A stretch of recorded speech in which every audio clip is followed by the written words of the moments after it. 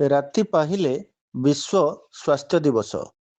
ବନ୍ଦ ରହିଛି 108 ଭଳି ଜରୁରୀକାଳୀନ ସେବା। ସମ୍ପୂର୍ଣ୍ଣ ବିପର୍ଯ୍ୟସ୍ତ ହୋଇପଡ଼ିଛି ସ୍ୱାସ୍ଥ୍ୟ ସେବା। ସାରା ରାଜ୍ୟରେ 108 ଜରୁରୀକାଳୀନ ସେବା ବନ୍ଦ ରହିଥିବା ବେଳେ ଗଞ୍ଜାମ ଜିଲ୍ଲା ଖଲିକୋଟରେ ମଧ୍ୟ ଏହାର ପ୍ରଭାବ ଦେଖିବାକୁ ମିଳିଛି।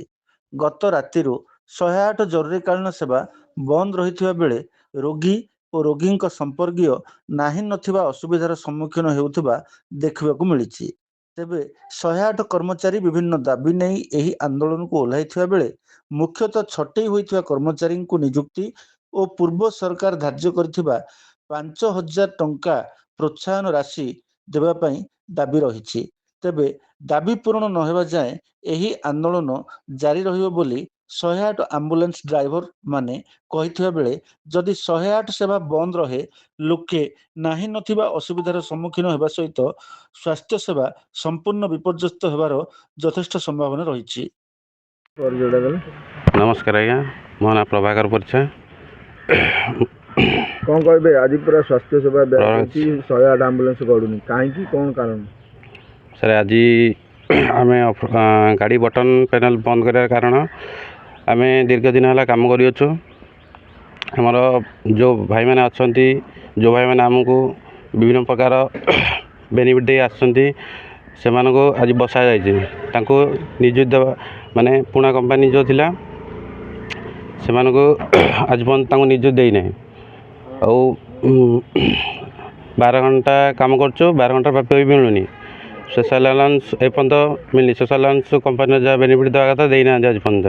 2 ମାସର ଦିଆ ହେଇନି। ଆଉ ସବୁ କେତେ ଦିନ ଯାଏ ଏମିତି ସବୁ 108 ଆମ୍ବୁଲାନ୍ସକୁ ବନ୍ଦ କରି ରଖିବେ? ଆମ ଦାବି ପୂରଣ ନହେଲା ଯାକେ ଆମେ 108କୁ ଅପଲୋଡ଼ କରି ରଖାହେବ। ଆଉ ଆମ ବଡ଼ ଯେଉଁ ଭାଇମାନେ ଲିଡ଼ର ଭାଇମାନେ ଅଛନ୍ତି ତାଙ୍କମାନଙ୍କର ନିଯୁକ୍ତି ଦେଲା ପର୍ଯ୍ୟନ୍ତ ଏଇସବୁ ଅପଲୋଡ଼ କରି ରଖାହେବ। ଆଉ ରୋଗୀ ସେବା ଚାଲି। ଆଜ୍ଞା, ଆପଣଙ୍କ ନାଁଟା କ'ଣ? କାଳିଆ ସାହୁ। କ'ଣ ଅସୁବିଧା ହେଇଛି? କାଲି ମେଡ଼ିକାଲ ଆସିଥିଲେ, କ'ଣ ସବୁ ଅସୁବିଧା ରହିଲା? କାଲି ସେ ଆମ ପୁତୁରାର ପେଟ ପେନ୍ ଥିଲା, ଖଲିକୋଟ ଗୋଷ୍ଠୀ ସେବା କେନ୍ଦ୍ରକୁ ଧରିକି ଆସିଥିଲେ। ସାର୍ ମେଡ଼ିସିନ ଲେଖିଥିଲେ, ତ ରାତି 12:10-15 ଧରିକି ଆସିଥିଲେ। ତାପରେ ସାର୍ ପେଟ ପେନ୍ ହେବାରୁ ସାର୍ ରେଫର କରିଥିଲେ ବ୍ରହ୍ମପୁର। ରେଫର କରିବା ଯୋଗୁଁ ସାର୍ 108କୁ ଫୋନ୍ କଲେ। ଫୋନ୍ ରିସିଭ୍ କରୁଛନ୍ତି। GPS ବନ୍ଦ ଅଛି କହୁଛନ୍ତି। ଫୋନ୍ ରିସିଭ୍ ହୋଲ୍ଡ କରି ରଖି ଦେଉଛନ୍ତି। ତାପରେ କ'ଣ ହେଲା? ତାପରେ ପୁତୁରାର ସ୍ୱାସ୍ଥ୍ୟ ଅବସ୍ଥା କେମିତି କ'ଣ ହେଲା? ସାର୍ ପେଟ ସାର୍ ପେନ୍ ହେଉଛି। ସାର୍ ଗାଡ଼ି ଭଡ଼ା କରି ସାର୍ ଏବେ ଅଟୋ ଭଡ଼ା କରି ସାର୍ ବ୍ରହ୍ମପୁର ସାର୍ ପଠାଇଯିବେ। ତାହେଲେ କାଲି ରାତି 11ଟାରୁ ଆଜି ସକାଳ ପର୍ଯ୍ୟନ୍ତ ସିଏ ସେମିତି ପେଟ ପେନ୍ରେ ଆଜ୍ଞା ପୁତୁରା? ହଁ, ପେନ୍ ହେଉଥିଲା, ଟିକେ ଟିକେ ମେଡ଼ିସିନ ପେନ୍ ହେଉଥିଲା। ତ ଏବେ ସକାଳୁ ଜୋର ପେନ୍ ହେବା ଯୋଗୁଁ ପୁଣି ଧରିକି ଆସିଲି, ମେଡ଼ିକାଲ ଧରିକି ଆସିଥିଲି। କିନ୍ତୁ ଫୋନ୍ ଅଟୋରେ ସାର୍ ଫୋନ୍ ରିସିଭ୍ କରୁନାହାନ୍ତି। ଫୋନ୍ ଅର୍ଡ଼ର କଲି, GPS ବନ୍ଦ ଅଛି। ଆଉ ଅଟୋରେ ମୁଁ ପଠେଇଲି ବାଧ୍ୟ ହୋଇ। ଭାଇ ପରିଚୟଟା ଦିଅ। ଆଜ୍ଞା ନମସ୍କାର, ମୁଁ ସାଗର ମହାପାତ୍ର, ଗଞ୍ଜାମ ଖଲିକୋଟ 272ରେ EMT ଭାବରେ କାର୍ଯ୍ୟରତ ଅଛି ଆମ୍ବୁଲାନ୍ସରେ। ଆଜି ହେଉଛି ୱାର୍ଲଡ ହେଲ୍ଥ ଦିବସ। ଆଜି ୱାର୍ଲଡ ହେଲ୍ଥ ଦିବସରେ ଆପଣ ରୋଗୀ ସେବା ବ୍ୟାହତ ହେଇଛି ପୁରା ଟୋଟାଲ। ଆଜି 108 ଆମ୍ବୁଲାନ୍ସ ଗଡ଼ୁନି, କାରଣ କ'ଣ? କାହିଁକି ରୋଗୀ ସେବା ବ୍ୟାହତ ହେଇଛି? କ'ଣ ଆପଣମାନଙ୍କ ଦାବି ଥିଲା? କାହିଁକି ଆଜି ବନ୍ଦ କରୁଛି? ଆଜିର ଏ ପରିସ୍ଥିତି ସବୁ ଦେଖିଲା ପରେ ଆମ ନିଜକୁ ବି ଆଜ୍ଞା ଦୁଃଖ ଲାଗୁଛି। ଟୋଟାଲ 108 ଭାଇ ଯେତିକି ଅଛନ୍ତି ସବୁ ଦୁଃଖ ଲାଗୁଛି, କାହିଁକିନା ରୋଗୀ ଅଟୋରେ କି ବାଇକ୍ରେ ସବୁ ଯାଉଛନ୍ତି। ଆମକୁ ଏଇଟା ଦୁଃଖ ନିହାତି ଲାଗୁଛି ଆଜ୍ଞା। ଆଉ ଆମକୁ ଏଇଟା କରିବା ପାଇଁ ପ୍ରେସର କରାଯାଇଛି। ଆମକୁ କେସ୍ ଆଇଡ଼ି ଦେଉନାହାନ୍ତି ଆଜ୍ଞା। ଆମେ ଅଫିସ୍ ତରଫରୁ କେସ୍ ଆଇଡ଼ି ମିଳୁନି। କହୁଛନ୍ତି ଯେଉଁ ନାଲି ବଟନ୍ ଅଛି ଆମର ଅଫଲୋଡ଼ ବଟନ୍, ସେଇଟାକୁ ଗ୍ରୀନ୍ କରନ୍ତୁ। କିନ୍ତୁ ସରକାରଙ୍କ ତରଫରୁ ଡକାଯାଇଥିଲା ଆମକୁ ସମାଧାନ ପାଇଁ। 5 ତାରିଖ ଡେଡ଼ଲାଇନ୍ ଥିଲା, ତାପରେ ମଧ୍ୟ ଏପର୍ଯ୍ୟନ୍ତ କୌଣସି ସମାଧାନ ହେଲାନି।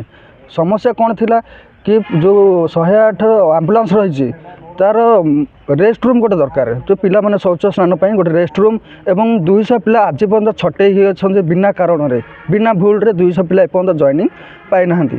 ଆଉ ତାପରେ 2 ମାସର ଦରମା, ଏଇଠୁ ଗୋଟେ ମାସର ଦରମା ଏପର୍ଯ୍ୟନ୍ତ ସମ୍ପୂର୍ଣ୍ଣ 11 ତାରିଖ ହେଇଗଲାଣି ମିଳିନି। ଏବଂ ପୂର୍ବ ମାସର 5,000 ଟଙ୍କା ସ୍ପେଶାଲ ଆଲାଉନ୍ସ ଯେଉଁ ମୁଖ୍ୟମନ୍ତ୍ରୀ ଘୋଷଣା କରିଥିଲେ ପୂର୍ବ ସରକାରରେ, ମୁଖ୍ୟମନ୍ତ୍ରୀଙ୍କ ଅର୍ଡ଼ରରେ ପାସ୍ ହେଇଥିଲା କି 5,000 ଟଙ୍କା ସ୍ୱତନ୍ତ୍ର ସହାୟତା ରାଶି ଦିଆଯିବ, ସେଇଟା ବି ଦିଆଗଲା ନାହିଁ। ବିଭିନ୍ନ ପ୍ରକାର କାରଣ ଆମର ସମସ୍ୟା ରହିଥିଲା, ତାର ସମାଧାନ ହୋଇନାହିଁ। ସେଥିପାଇଁ ଆଜି ବାଧ୍ୟ ହୋଇକି ଟୋଟାଲ ଅଲ୍ ଓଡ଼ିଶା ଯେତିକି 108 ଅଛି ସେ ଅଫରୋଡ଼ ବଟନ୍ଟିକୁ ୟୁଜ୍ କରୁଛନ୍ତି। ଯେଉଁ ଆପଣମାନେ ଦାବି ଜଣାଇଥିଲେ କମ୍ପାନୀ କି? ଆଜ୍ଞା ସାର୍, କମ୍ପାନୀକୁ ଜଣାହେଇଛି, NHM ଡାଇରେକ୍ଟରଙ୍କୁ ଜଣାହେଇଛି, ହେଲ୍ଥ ମିନିଷ୍ଟରଙ୍କୁ ଜଣାହେଇଛି, ମୁଖ୍ୟମନ୍ତ୍ରୀଙ୍କୁ ଜଣାହେଇଛି, ଏବଂ ଆମର ଯେତେ ସବୁ ବିଭାଗୀୟ ଅଧିକାରୀ CDMଠୁ ନେଇକି କଲେକ୍ଟରଙ୍କୁ ନେଇକି ପ୍ରଶାସନିକ ଅଧିକାରୀଙ୍କୁ ନେଇକି ସମସ୍ତଙ୍କୁ ଆଜ୍ଞା ଏ ବିଷୟରେ ଜଣାହେଇଛି, କିନ୍ତୁ ଦାବି ପୂରଣ ହେଇପାରୁନି। ନାଇଁ ପୂରଣ ହେଇପାରିନାହିଁ। କେବେ ପର୍ଯ୍ୟନ୍ତ ସମୟସୀମା ଥିଲା ଦାବି ପୂରଣ ପାଇଁ? କେବେଠୁ ପୁଣି ଆନ୍ଦୋଳନ ଗୋଲେଇବେ ବୋଲି ଚେତାବନୀ? ଆଜ୍ଞା ଏଇଟା ତ ଆମେ କହୁଛୁ, ଏବେ ବି ଆମେ ଆନ୍ଦୋଳନକୁ ଓହ୍ଲେଇନୁ ଆଜ୍ଞା। ଆମେ ଦେଇଛୁ ଆମର ସମାଧାନ କେମିତି ଆମ ଯଥାଶୀଘ୍ର କରିଦିଅନ୍ତୁ ଏବଂ ଗାଡ଼ି ଯେମିତି ରୋଗୀ ସେବା ଚାଲୁଥିଲା ସେମିତି ରୋଗୀ ସେବା ଚାଲିବ, ଖାଲି ବଟନ୍ଟି ଆମେ ୟୁଜ୍ ନ କରିବୁ। କିନ୍ତୁ କମ୍ପାନୀର ବ୍ୟବସାୟ ଆଉ ଏସବୁ ଦେଖିକି ଚୁପ୍ରେ ଅଛନ୍ତି ଆମର ସରକାର। ଇଏ ହେଉଛନ୍ତି ଧୃତରାଷ୍ଟ୍ର ସରକାର।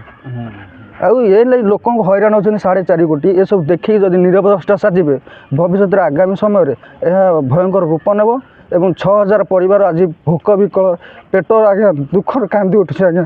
ଏସବୁ ଜିନିଷ ଦେଖିଲା ପରେ ଆମେ ଏଥିରେ ନିବେଦନ କରୁଛୁ, ଏଇଟା ଯଥାଶୀଘ୍ର ସମାଧାନ କରିଦିଅନ୍ତୁ, 4.5 କୋଟି ଆମର ସ୍ୱାସ୍ଥ୍ୟ ସେବା ପାଆନ୍ତୁ।